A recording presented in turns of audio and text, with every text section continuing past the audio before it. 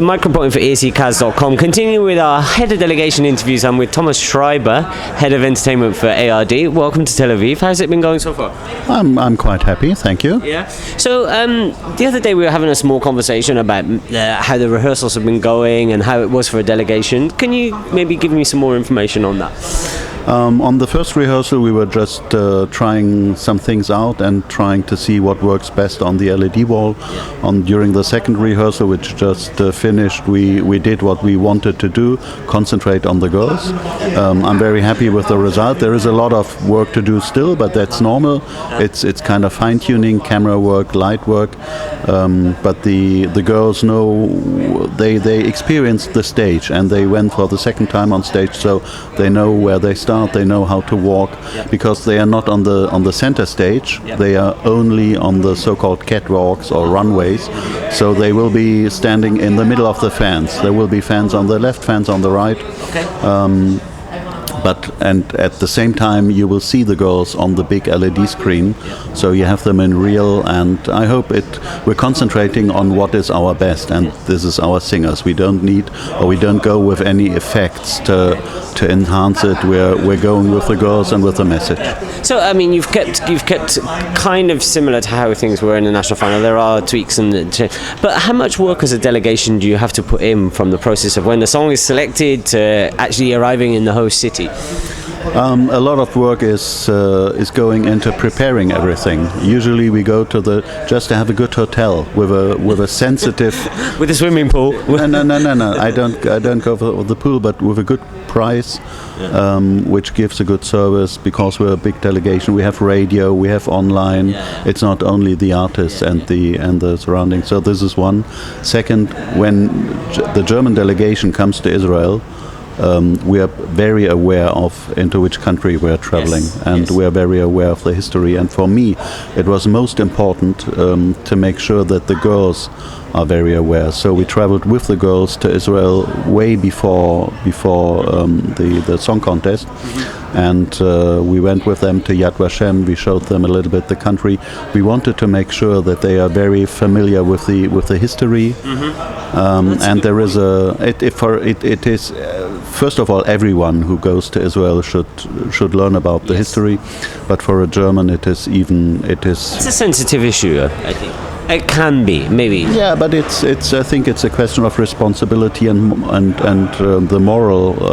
You have to confront the crimes of the past to be able to be here. And on the other hand, there is a German who's called Tom Franz. He was a lawyer in Cologne. He fell in love with a Jewish girl, and he went to Israel. He's now a famous cook in Israel. He won MasterChef in 2013. So a German who went to Israel to become a cook and was in the highest rated show ever, voted by Israelis as the winner of the show, I thought is the perfect ambassador. On the one hand, to Israel, to explain the girls and their story a little bit to the Israeli audience, but also for the girls, to explain what does it mean to go as a German to Israel, to live here.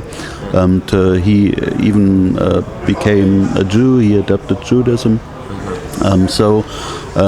I thought it was very important to have an ambassador like that, and to spend time outside of the bubble, outside of journalists, just to get a feeling of the land. Yeah.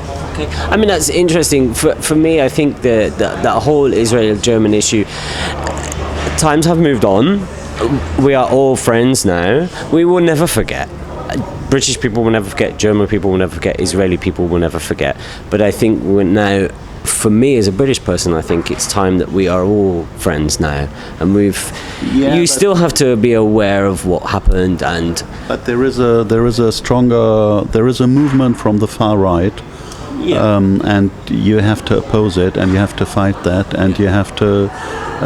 You can go into the future when you know your past, but you have to know your past. and I just wanted to make sure that there is substance, and those are highly intelligent girls with a lot of social and emotional intelligence as well, as you can see during the press conferences, and I just wanted to make sure that they have the background, and that was without press and everything. That is just one aspect, because you were asking for preparation, staging, and all the rest of it is. So that's an interesting aspect that probably no other delegation would have to think about that.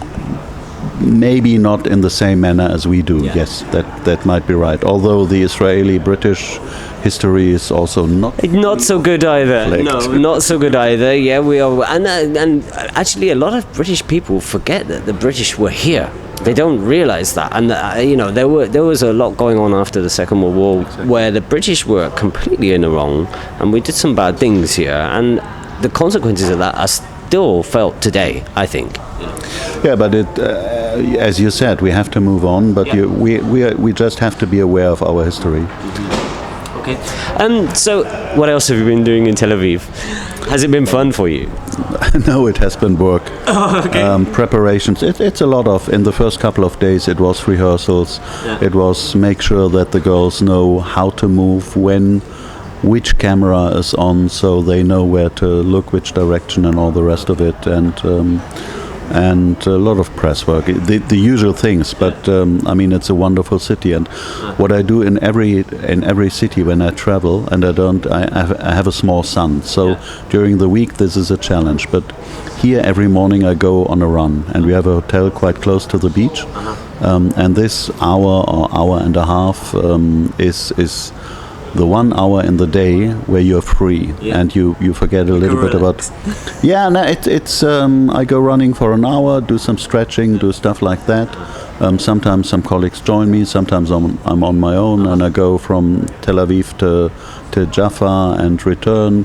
And it's the moment in the day when you fall out of everything, and then you're prepared for the next day. And this is what I like. I did it in Lisbon, in Kiev, wherever we were. And it's also a way of seeing a city very early in the morning when a city wakes up, and you have to explore your ways. So this is my freedom of exploring Tel Aviv, and I find new routes every day. So this is my routine, to do something different every morning. Great to hear that. Thomas, thank you so much for your time. Enjoy the rest of your stay in Tel Aviv. Good luck to the girls. I mean, obviously we're going to see them in the final.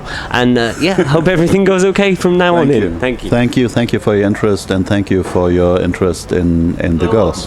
Thank you. All the best.